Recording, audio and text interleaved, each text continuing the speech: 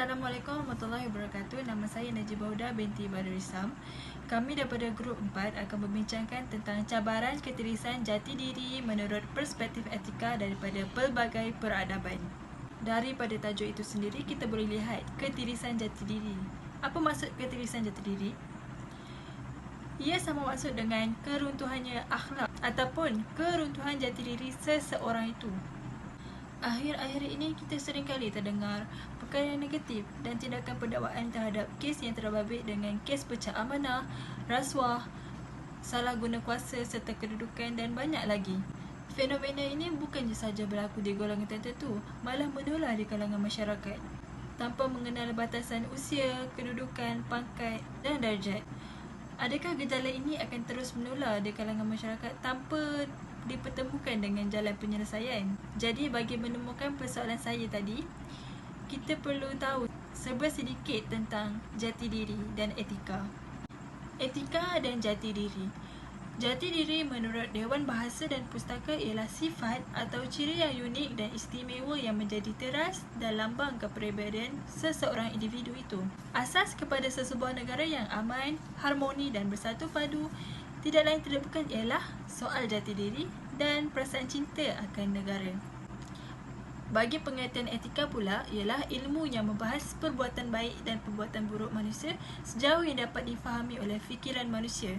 Jadi mengapakah kita mempelajari etika? Tujuan mempelajari etika ialah untuk mendapatkan konsep yang sama, iaitu tentang penilaian baik dan buruk bagi semua manusia dalam ruang dan waktu yang tertentu. Jadi bagi mengupas tajuk ini dengan lebih mendalam lagi, saya akan mempersilakan pembentang seterusnya untuk membincangkan tentang pentingnya jati diri dan etika dalam masyarakat. Silakan. Hai, Assalamualaikum. Nama saya Aina Jupiter Saad. Saya daripada grup HM242 Part C1 dan nombor matrik saya 2021 112 123. Saya akan membentangkan tentang kepentingan jati diri kepada dan etika kepada masyarakat serta cadangan dan kesimpulan.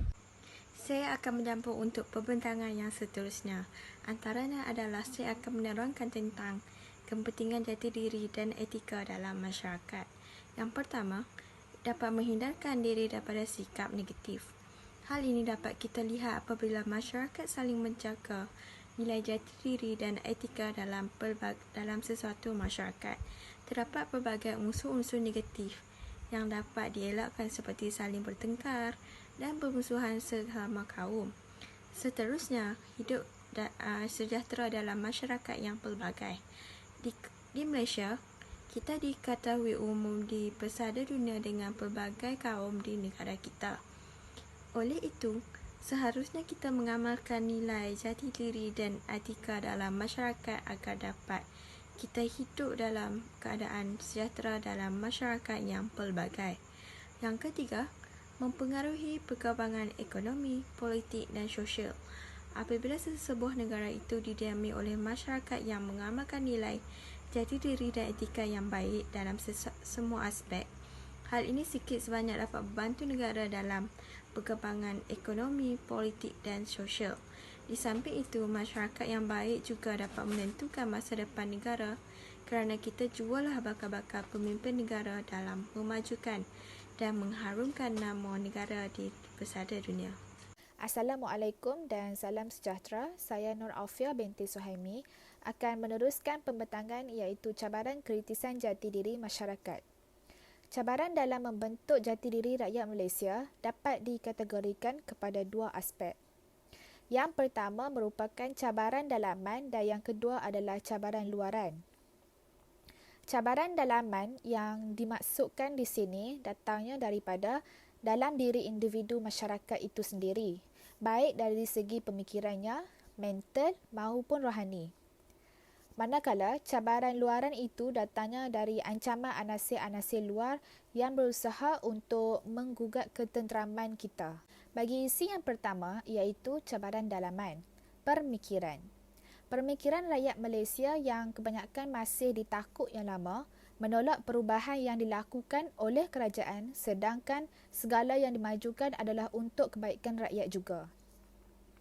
Perbezaan pemikiran dan percanggahan pendapat inilah yang mendatangkan jurang dalam usaha kerajaan untuk membentuk perpaduan rakyat. Seterusnya, mungkin juga kerana masih trauma akibat kesan penjajahan yang pernah oleh penjajah-penjajah sebelum ini, selepas penjajahan, usaha untuk menyatupadukan rakyat Malaysia menjadi lebih sukar, malah sehingga ke hari ini, usaha untuk meningkatkan sikap kecintaan terhadap negara masih lagi dijalankan. Isi yang kedua iaitu kurang kesedaran. Mungkin sebilangan dari kita rakyat Malaysia masih tidak menyedari betapa pentingnya jati diri dalam kehidupan kita yang masih lagi bersatu, membangun bersama kaum yang berbilang bangsa di negara ini. Bila mana tiada jati diri di dalam diri masing-masing, maka persengketaan mudah berlaku. Generasi muda tidak mengambil iktibar daripada peristiwa 13 Mei 1969, rusuhan yang melibatkan kaum-kaum di negara ini sehingga mengorbankan nyawa. Lebih teruk dari itu, ada juga yang tidak tahu-menahu mengenai peristiwa berdarah ini. Bagi isi cabaran dalaman yang akhir sekali, iaitu segolongan masyarakat kini masih buta sejarah. Ramai di antara kita yang hanya tahu menegakkan ini tanpa mengetahui objektif perjuangan mereka. Kebanyakan dari mereka hanya mengikut arahan dan bertindak membuta tuli tanpa memikirkan kesannya kepada negara. Mereka hanya mahukan suara mereka didengari dan diikuti. Mereka hanya terlalu muda dan sememangnya hanya belajar sejarah semata-mata untuk peperiksaan dan bukannya menghayati erti dan sebab perjuangan tokoh-tokoh pejuang tanah Melayu dahulu. Jadi, jati diri itu tidak dapat diserat sepenuhnya dalam diri mereka. Seterusnya pula, cabaran luaran. Pertama sekali, perbezaan budaya. Cabaran dalam membentuk jati diri di kalangan rakyat Malaysia adalah disebabkan perbezaan budaya yang terdapat pada kaum di negara ini. Masing-masing mahu mengamalkan budaya sendiri tanpa menghiraukan sensitiviti kaum lain. Sikap tidak menghormati kaum lain, berlainan penggunaan laras bahasa yang tidak sesuai boleh meninggalkan perspektif yang negatif terhadap kaum tersebut. Dan ini menyukarkan proses perpaduan antara kaum di Malaysia.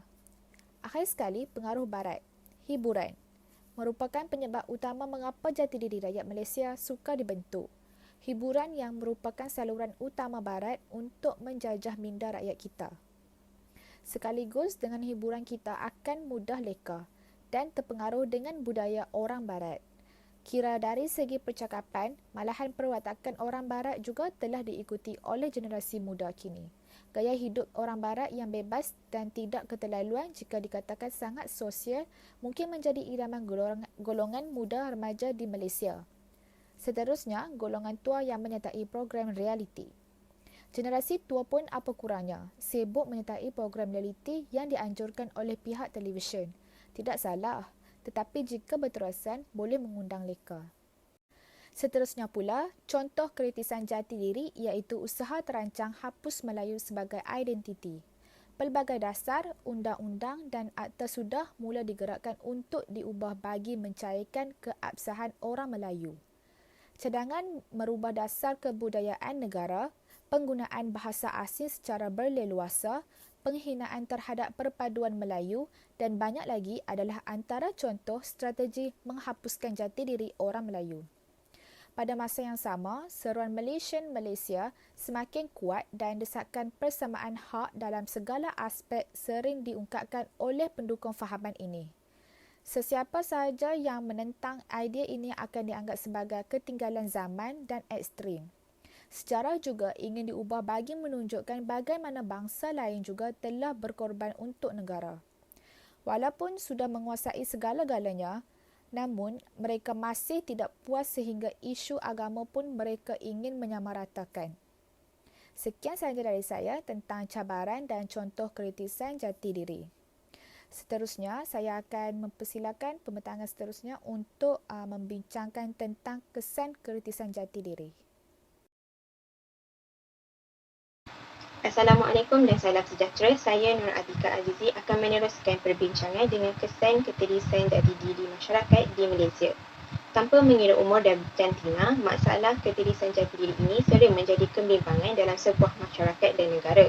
Antara kesan ketirisan jati diri yang dapat kita lihat ialah kecederuan identiti, terutama dalam kalangan remaja. Sebahagian remaja terjebak dalam zon selesa dan menarik mereka ke arah kerosakan diri seperti ketagihan merokok, dadah, arak, zina dan jenayah yang amat membimbangkan, dan jumlah yang menjadi mangsa kepada HIV ataupun H juga semakin meningkat.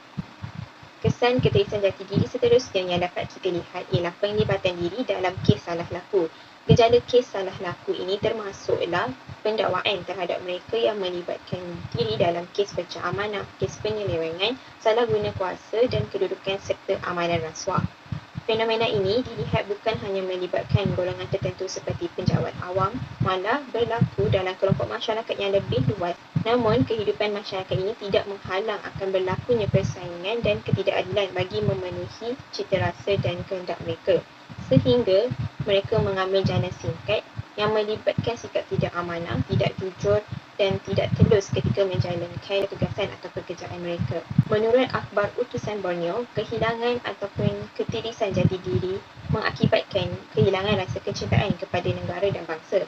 Hal ini berlaku kerana terdapat segelintir masyarakat yang mudah menularkan perkara yang tidak benar di media sosial, di mana dapat mempengaruhi pemikiran generasi muda yang masih lagi mencari hala tuju sehingga menjejaskan jati diri mereka.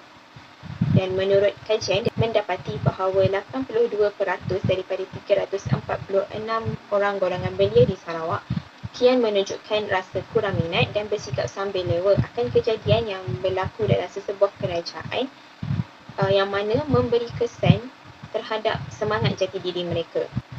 Bagi menyelesaikan beberapa masalah ketirisan jati diri masyarakat ini, terdapat beberapa penyelesaian daripada peradaban Islam, peradaban India, peradaban Cina dan dari segi etika. Seterusnya, mari kita lihat penyelesaian masalah ketirisan jati diri masyarakat pada peradaban Islam dan peradaban India. Di Malaysia, terdapat pelbagai masyarakat dan dari kaum, bangsa, agama dan warna kulit yang berbeza, iaitu kaum utamanya ialah kaum Melayu, kaum India dan kaum Cina. Seperti yang dapat kita lihat, masyarakat Melayu di Malaysia khususnya sangat sinonim dengan ajaran Islam. Walhal pada zaman dahulu, masyarakat Melayu pernah menganut agama Hindu dan agama Buddha. Setelah kedatangan Islam di tanah Melayu, asas pegangan akidah dan syahadah yang sama memberikan satu pandangan bahawa landasan tauhid yang membentuk identiti sesebuah masyarakat atau umat. Justru itu, bagi mengembalikan nilai jati diri sesebuah masyarakat atau sebuah umat Islam, maka kita akan berbalik kepada Al-Quran dan As-Sunnah. Dengan nilai ilmu Al-Quran inilah menjadi salah satu faktor yang membuktikan bahawa Rasulullah SAW mampu membina generasi terbaik yang digelar generasi Al-Quran. Dalam pada masa yang sama, masalahan ataupun perkara-perkara mungkar seperti perkauman, merenung nasib dan pembunuhan anak perempuan pada zaman jahiliyah di Arab satu ketika dahulu dapat dipanteras oleh Rasulullah, sekaligus melahirkan ramai pemimpin dan Muslim yang berkepribadian baik seperti Bilal bin Rabah, Abu Bakar As-Siddiq dan ramai lagi. Terdapat pendekatan lain yang dibahas oleh Hasan Al-Banna, iaitu prinsip pembentukan akhlak Muslim. Prinsip pembentukan akhlak Muslim oleh Hasan Al-Banna ditekankan kepada dua bahagian, iaitu menghidupkan tarbiyah zatiyah pada individu dan tarbiyah bersama orang-orang soleh. Bahagian kedua yang ditekankan oleh Imam Hasan Al-Banna ialah tarbiyah bersama orang-orang soleh ataupun dikenali dengan tarbiyah jami'ah. Dengan makna lainnya, tarbiyah ini dilaksanakan dengan pertemuan dan aktiviti berkumpulan yang dapat melahirkan suasana yang soleh. Hal ini dapat dilihat ketika zaman Rasulullah yang menggunakan masjid dan rumah-rumah sebagai pusat penterbiyahan umat Islam ketika itu. Seterusnya, kita akan berpindah kepada peradaban India. Dalam pada itu, terdapat 80% masyarakat India merupakan daripada orang Tamil, iaitu golongan India Selatan yang mempercayai pada Dravida. Jati diri peradaban India membawa kepada dua aliran pemikiran, iaitu yang pertama menjadikan sifat jati diri sebagai satu peraturan yang kekal abadi dan bersifat kerohanian. Manakala aliran kedua pula ialah peraturan-peraturan yang diciptakan oleh manusia dan bersifat dinamik. Bagi aliran pemikiran yang pertama, nilai jati diri bagi masyarakat India adalah penghargaan kepada golongan wanita. Tradisi masyarakat Tamil itu sendiri meletakkan penghormatan yang tinggi terhadap wanita sehingga dikatakan Tuhan bersifat keibuan. Maka wujudlah konsep Dewi Ibu ataupun Mother Goddess yang dikenali sebagai aman dalam sistem kepercayaan masyarakat Tamil. Mereka meyakini bahawa restu daripada ibu dan bapa menjadi tonggak yang bahawa mereka akan dapat kejayaan ataupun kegagalan. Seterusnya kita masuk kepada pemikiran aliran kedua, iaitu peraturan-peraturan yang diciptakan oleh manusia. Yang antara nilai jati diri yang masyarakat India tekankan adalah adab melayan tetamu. Tetamu yang berkunjung ke rumah hendaklah dilayan dengan mesra. Sebagai contoh, ketika tetamu datang, tetamu hendaklah diutamakan dengan menghidangkan makanan kepada mereka. Dan hidangan makanan yang menggunakan daun pisang merupakan salah satu adat dan identiti masyarakat India. Ketika menggunakan daun pisang untuk menghidangkan makanan adalah lebih baik untuk bahagian hujung daun pisang itu diberikan kepada tetamu kerana bahagian hujung daun pisang menandakan keutamaan.